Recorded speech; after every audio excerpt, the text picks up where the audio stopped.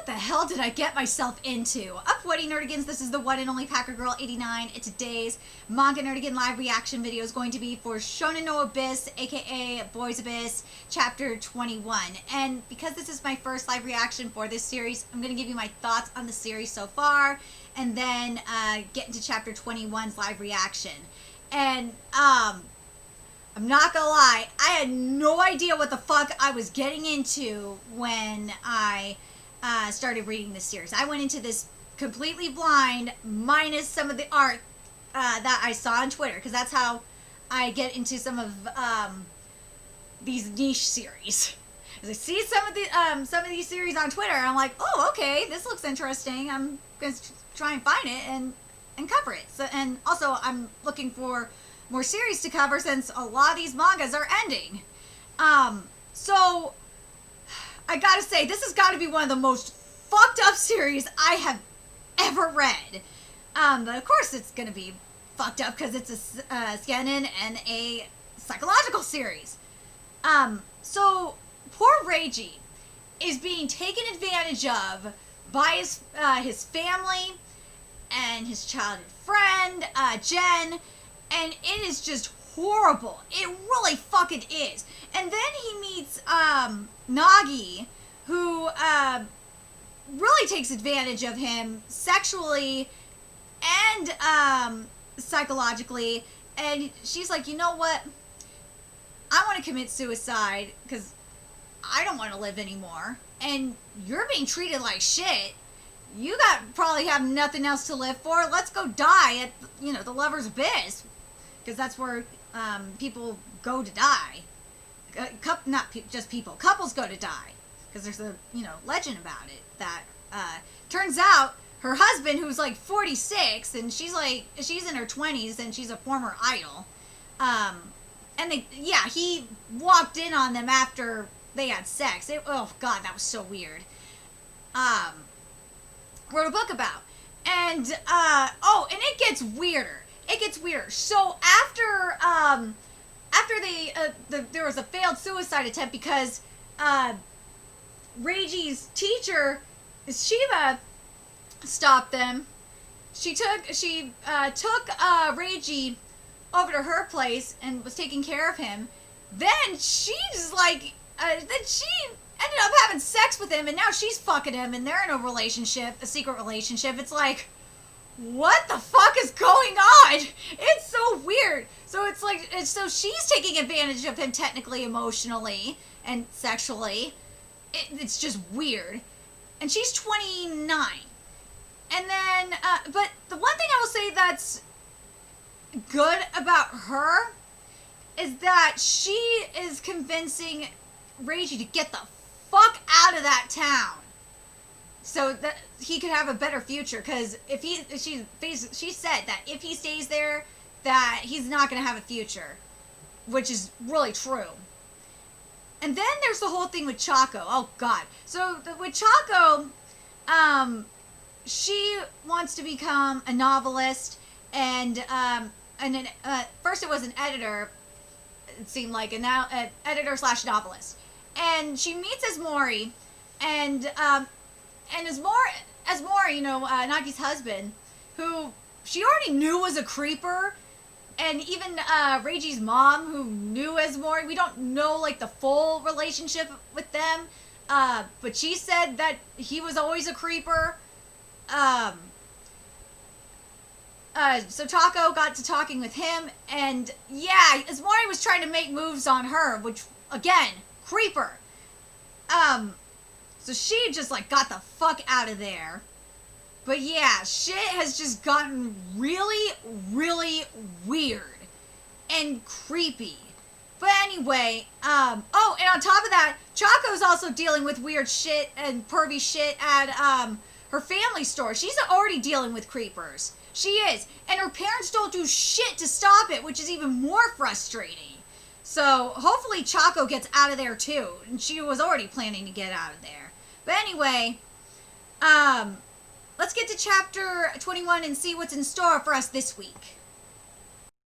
So, chapter 21 is titled A Happy Future. A talk about now and days to come. Tokyo? Yeah, my childhood friend asked me to go with her since she's trying to get into a university there. I figured if I'm gonna leave too, I'd rather it be somewhere far away, but what do you think? Look. Whoa! She got 9,044,060 yen up in there. I'm not great at spending money, so I ended up saving quite a bit without realizing. I've never even seen this much before. 9 million, and that's like $90,000. Holy shit! With that will cover your exam expenses along with tuition and rent. Huh? No! What? I've never blown this much money at once before. It's exciting. What is this? Is this Pretty Woman? What the fuck is this? What main difference though is that this is actual prostitution. Seriously, what the fuck is this? Just go. If you half-ass it and go to a university around here, you'll run into people from school. You'll have a hard time cutting ties with your family, which he needs to do. Also, if you go, you'll be able to make a clean break from me. Yes, which he needs to do. I'll pay this back, I promise. No, don't. Again, this really feels like prostitution that's going on here. Instead, and also, this really feels like Pretty Woman. This really does. Instead, can I ask you not to date any other women while we have this relationship? Oh my god, this really feels like Pretty Woman. Holy shit, this is like a more fucked up version of Pretty Woman. It really fucking is. Oh god, it goddamn is. But in this case, it's Pretty Boy instead of Pretty Woman. God, this is fucked up. This is so fucked up. Anyway, that's it. That's the right answer. Seriously, if you give it your all, you can shoot for Waseda with me. Nah, no way. Come on, who knows? Speaking of which, did you hear about what happened there recently? Yeah, I heard a girl was at a party and they made her get drunk and did some pretty bad stuff to her. Seems like your normal university life to me. Wait a minute. Rape is not a normal thing at a university. The fuck are you talking about? What are you talking about? Rape is not normal. Be careful out there, Choco. What? No way I'd ever get targeted.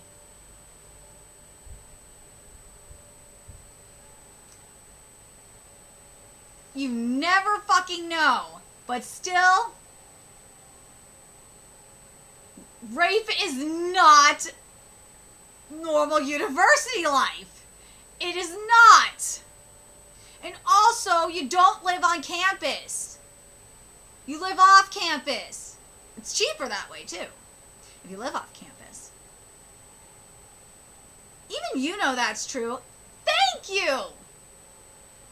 Anyone can be targeted. And fuck, Choco, you should know that shit. You've been dealing with creepers. You've been dealing with creepers lately. You know that shit ain't true.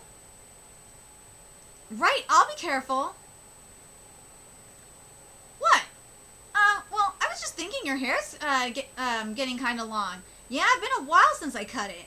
Want me to do it for you? I'll pass. Oh no, you don't. It'll get in your eyes. You just want to cut it.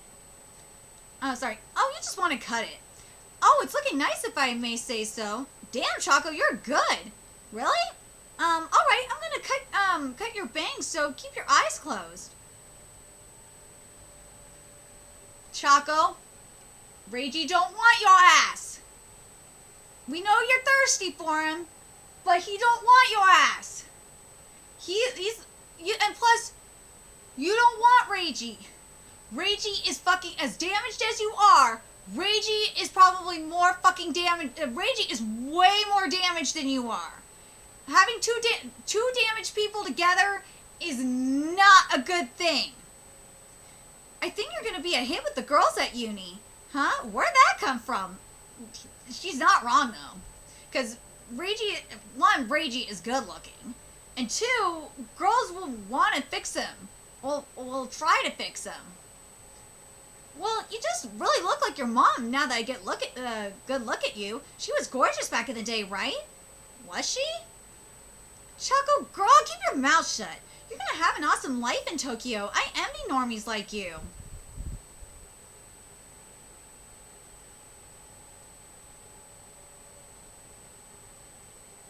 Maybe you'll even date a looker on the same level as Nagi Ao. Oh, she said the name. Shouldn't have said that, girl. Choco, it's your fault for moving. It's fine. It's fine. I just gotta even it out. Shouldn't have said that damn name. That bitch fucked him up.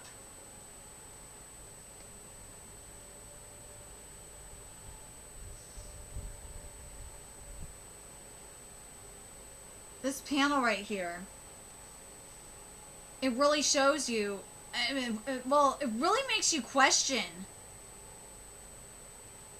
how abusive, how much abuse Reiji went through. Because I forgot to mention this when I was giving my thoughts on this series, but I tried to keep it short. But I'll talk about it as I'm going. But the thing is remember, his brother was an abusive shut-in.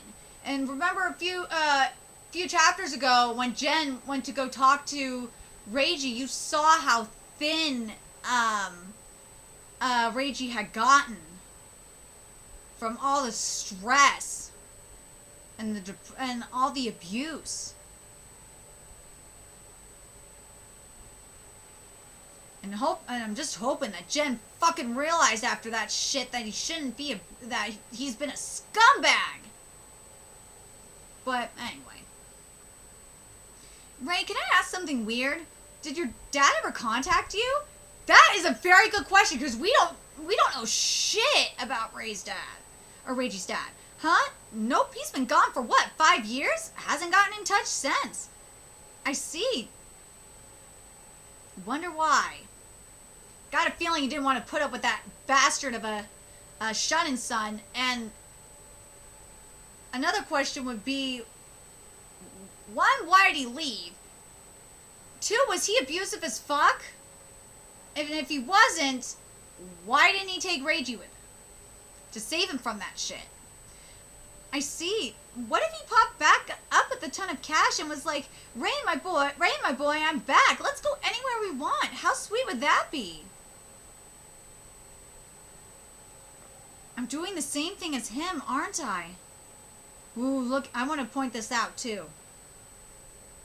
Something that I love about this manga, and I should have mentioned this when I was giving my thoughts on this series, but wanted to keep that shit short, or as short as possible, because I want to get to this live reaction. Something I love about this series, and I've noticed it in a lot of psychological Shounen series, is that, and horror to an extent too, is that that mangaka really go all out on the metaphorical art. It's really, really fantastic, and it makes me wonder if it's because of the genre, or the genres, if it gives the mangaka more freedom to really go all out with the metaphorical art. And I'm really starting to think so, because I've really noticed this pattern. That all the most beautiful metaphorical art, symbolic art, and to an extent the writing I've seen is in Shounen and psychological thriller, and to an extent horror series. So I'm curious if anyone else has noticed that, like in JoJo, Attack on Titan, Tokyo Ghoul, oh my god, what was Jog On, Berserk. We've seen some beautiful metaphorical art there. I'm curious if anyone else has noticed that, or if oh, and Hoseki no Kuni. Almost forgot about that. Anyway, let's keep going. I'm doing the same thing as him, aren't I? Here, this is great because this is when Reiji is having this epiphany, and you have him just standing there in the dark, and you have that darkness going on, and then when the light, it clicks, then there's that light going on in his face. Got that lighter panel. Love it. No, not at all. He had something he had to protect, and he ditched it. You're ditching this place to protect yourself. Ooh. So, yes, he had something to protect, and he ditched it. That was Reiji. You're ditching this place. Reiji is ditching this place to protect himself. That is true. Okay? Yeah. I'm going this way. Gonna hit the store. See ya. Get home safe. Ooh. Ooh, this is very ominous right here. Because the last time we saw Chaco in this area, and this was a few chapters ago, back when she met, oh my god, what was his name? Shit.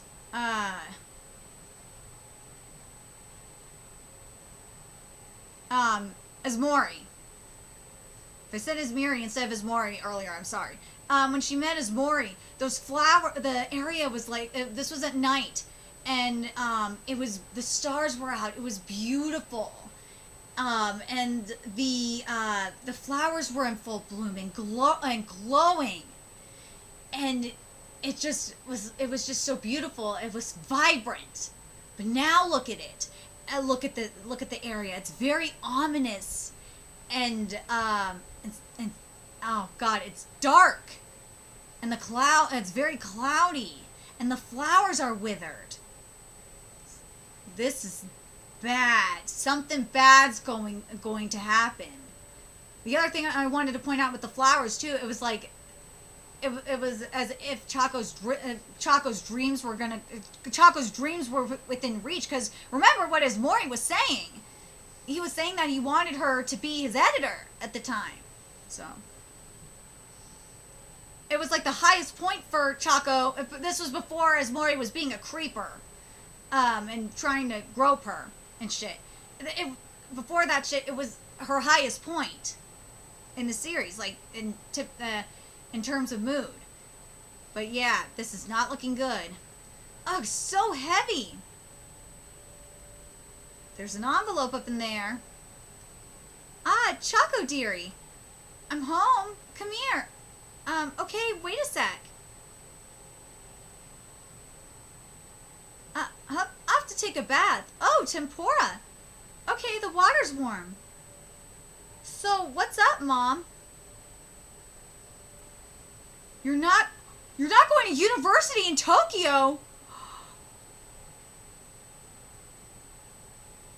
Oh, okay, I want to point this out. Remember what I said about the metaphorical art. The metaphorical art and symbolism. Remember what we saw before going into the house with the wilted flowers, the dead flowers, and the ominous scenery. And now, look, I want you guys to look at this. Look at when the house was bright. Because, the light and all that shit. And now look at this panel. And this is after, Chaco is in shock. This is her reaction after hearing the news. And this is when her mom's explaining about, I'm going to read this part, but look in a second, but look at the darkness on the edges of this panel. It's like the darkness is creeping in because her dream is eroding. Her dream is dying, just like those flowers. Love metaphorical art! Okay, let me get to this. You know how that university you want to go to made the news, right? Grandpa told your dad we couldn't let you go to university in Tokyo after seeing that. Are you fucking fucking serious? Tokyo's dangerous after all. One incident? One incident and you're flipping the fuck out? The fuck is wrong with you? You have tons of creepers going into your store every fucking day that are like hitting on your daughter. And I'm so confused by this. This is stupid. Choose a university you can go to from here, or maybe the one affiliated with your high school. Either that or we aren't going to help you financially. Are you fucking... Okay, this is stupid. This is stupid. First of all, this is helicoptering parenting after all. And you're trying to shelter her. You're trying to shelter Choco from the world. That's what you're trying to do. You don't think this shit happens everywhere else? Like, this is stupid as fuck. Oh my god, this is so dumb. This is fucking dumb. You aren't going to be able to, first of all, you aren't going to be able to shelter her from the world forever. No, you're not.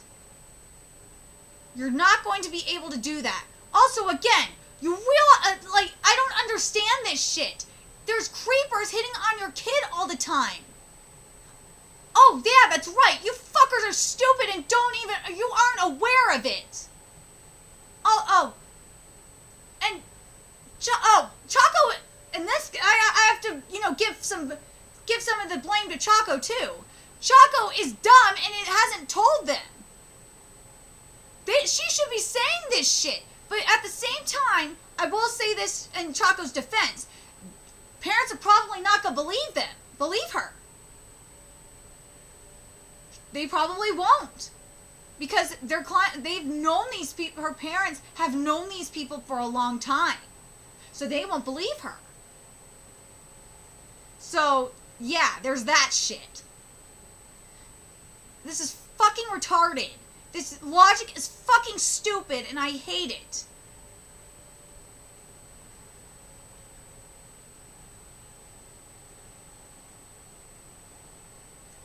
I really fucking hate this shit.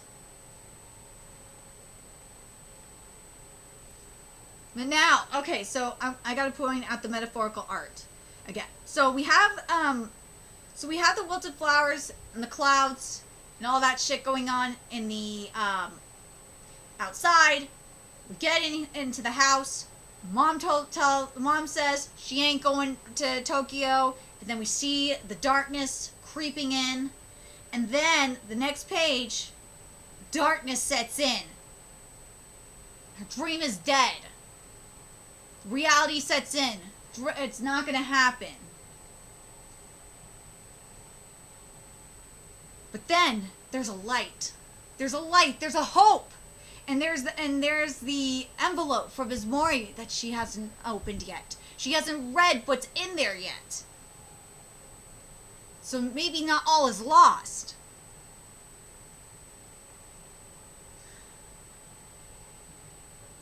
Alright, so this is his thoughts on Kasaka. My thoughts after reading Kasaka, I don't like the word fate. I'd even say I hate it. To have things out of your control, to be locked in place, left feeling helpless. But she's feeling right now. This is shit. Because right before this, remember that darkness, she was feeling, Choco was feeling resigned to her fate. That's what that darkness represented. She was resigning to her fate. The characters of the story, and she was feeling helpless. But anyway, the characters of the story are loyal to fate. And from their respective circumstances, casualty takes control. We've seen it with Reiji. We saw it with Reiji at the beginning of this manga. We're seeing it now with Choco. And now we're seeing it, Reiji defying that fate. And we've been seeing Reiji defying that fate. And I feel like this might be the start here of Choco defying that fate. Fate decrees they meet, and so they meet. Fate decrees they fall for each other, and so they fall for each other. They ultimately even die together.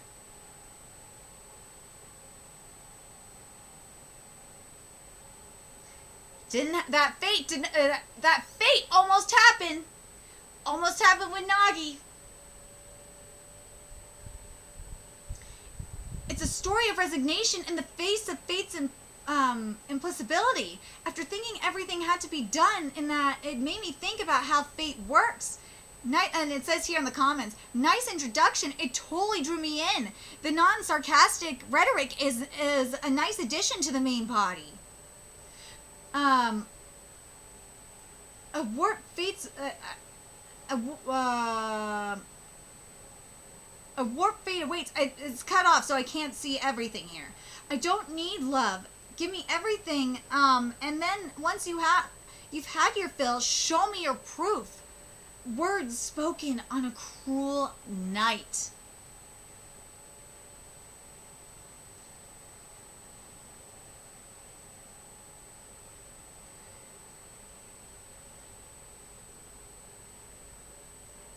I've read everything. I hope you'll become a novelist. As Mori.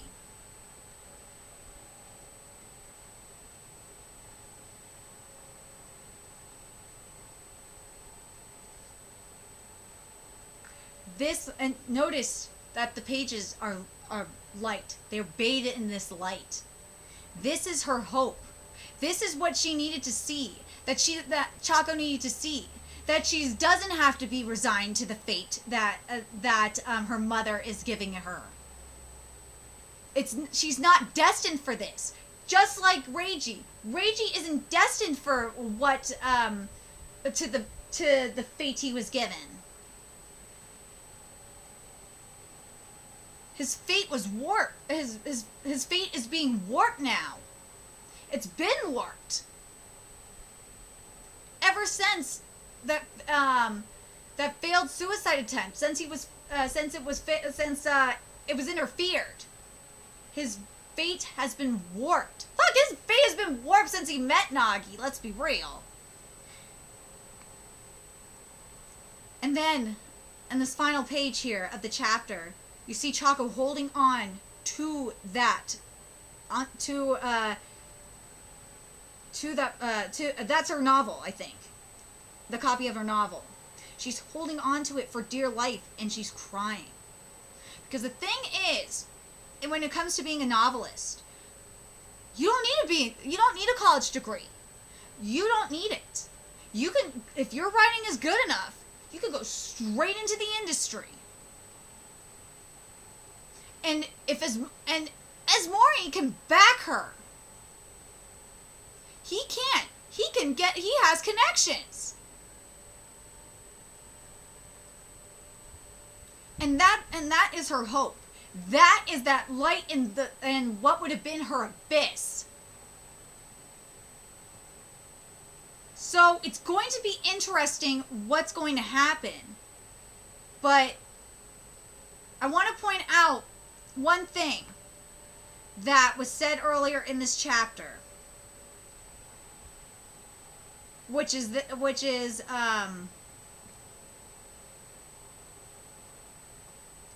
was after they were talking about the rape that happened at the university.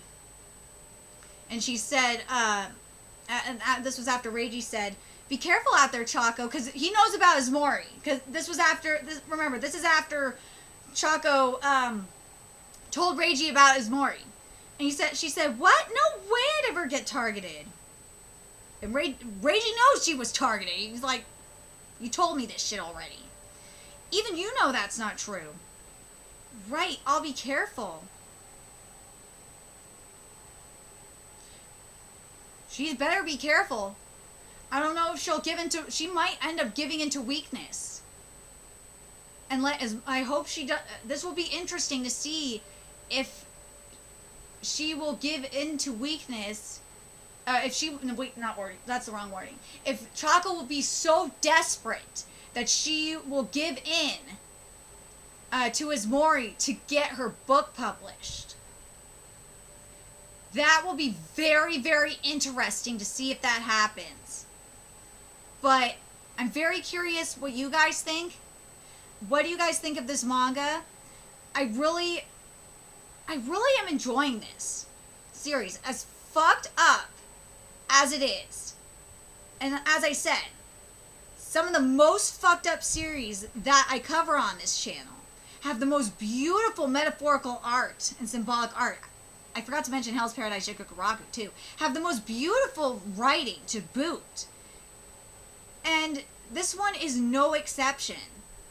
And I love it. And I love everything about this. I'm so glad I started covering this manga at this chapter. This was the perfect chapter to start covering this series. And I'm sorry that, you know, this live reaction got as long as it did, but man, this chapter ended up, the last half of this chapter, the Choco content, Choco coming back to her house, that was, and all this shit, art-wise, it was just so powerful. My God!